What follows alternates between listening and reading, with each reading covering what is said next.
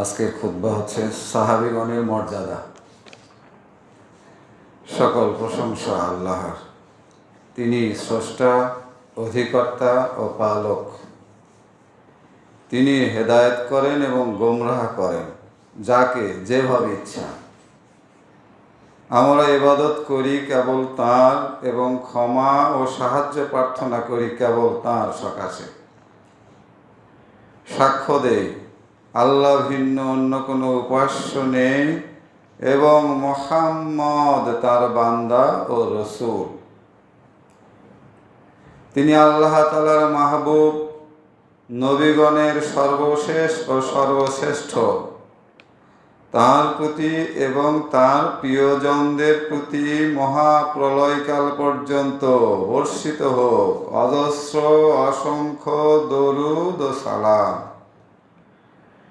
সুপ্রিয় শাখাবৃন্দ, রাসূলুল্লাহ সাল্লাল্লাহু আলাইহি সাল্লামের সাহাবীগণ সকলেই ন্যায়পরায়ণ, নবী রাসূলগণ নিষ্পাপ, আর সাহাবীগণ সুরক্ষিত অর্থাৎ মাহফুজ।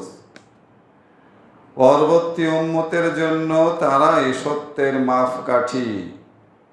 আল্লাহ পাক ইরশাদ করেন, অতএব তারা যদি ঈমান আনে যেমন ঈমান এনেছ তোমরা, তবে তারা সুপথ পাবে।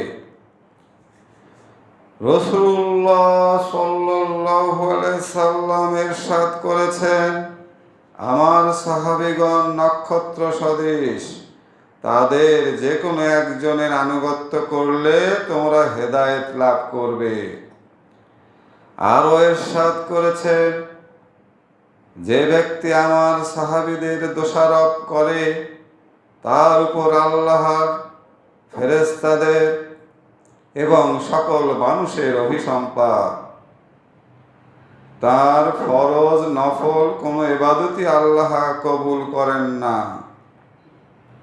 আরও বর্ণিত হয়েছে, যে ব্যক্তি সাহাবীদের প্রশংসা করে সে মুনাফিকি থেকে পবিত্র থাকে, আর যে তাদের শানে বেয়াদবি করে সে বেদাতি, মুনাফিক, সুন্নতের প্রতিপক্ষ। মুমিনরা তাদেরকে ভালোবাসেন আর মুনাফিকেরা তাদের সাথে বিদ্বেষ পোষণ করে। আল্লাহ তাদেরকে ভালোবাসেন যারা তাদেরকে ভালোবাসেন, আর আল্লাহ তাদের সাথে বিদ্বেষ পোষণ করেন যারা তাদের সাথে বিদ্বেষ পোষণ করে।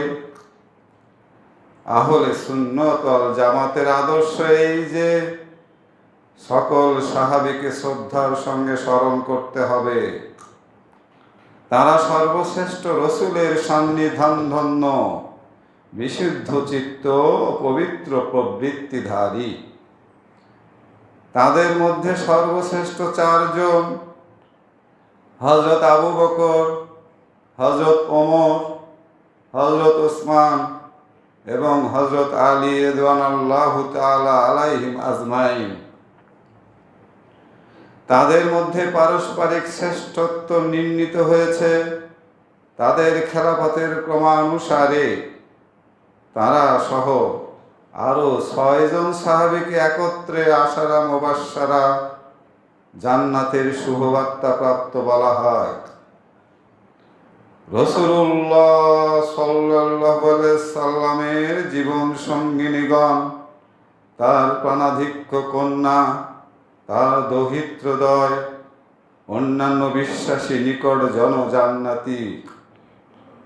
বদর, উহুদ ও অন্যান্য জিহাদের গাজী ও শহীদগণ জান্নাতের সুসংবাদ প্রাপ্ত। বায়াতে রিদওয়ানে অংশগ্রহণকারী সাহাবী ও সাহাবিয়াগণ আল্লাহর সন্তোষ ভাজন। তারা সহ সকল সাহাবী জান্নাত লাভ করবেন। কোরআন মজিদে বলা হয়েছে তারা আল্লাহর প্রতি এবং আল্লাহ তাদের প্রতি সন্তুষ্ট। নিষিদ্ধ ও নিন্দিত শয়তানের কুহেলিকা চক্র থেকে আল্লাহর পরিত্রাণ প্রার্থনা করি। আল্লাহ পাক ইরশাদ করেন, মুহাম্মদ আল্লাহর রসূল, তার সহচরগণ কাফেরদের প্রতি কঠোর এবং নিজেদের মধ্যে মমতাময়।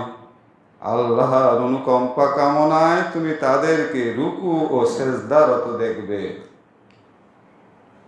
তাদের লক্ষণ, তাদের মুখমণ্ডলে সেজদার প্রভাব। তওরাতে ও ইনজিলে তাদের বর্ণনা এরকম: তারা যেন একটি চারা গাছ, যা থেকে উদ্গত হয় কিশলয়, অতঃপর তা শক্ত ও পুষ্ট হয় এবং পরে কাণ্ডের উপরে দাঁড়ায় দৃঢ়ভাবে, যা চাষির জন্য আনন্দদায়ক। এভাবে আল্লাহ মুমিনদের সমৃদ্ধি দ্বারা কাফেরদের অন্তর্জালা সৃষ্টি করেন। যারা ঈমান আনে ও সৎকর্ম করে, আল্লাহ তাদেরকে প্রতিশ্রুতি দিয়েছেন ক্ষমা ও মহা পুরস্কারের।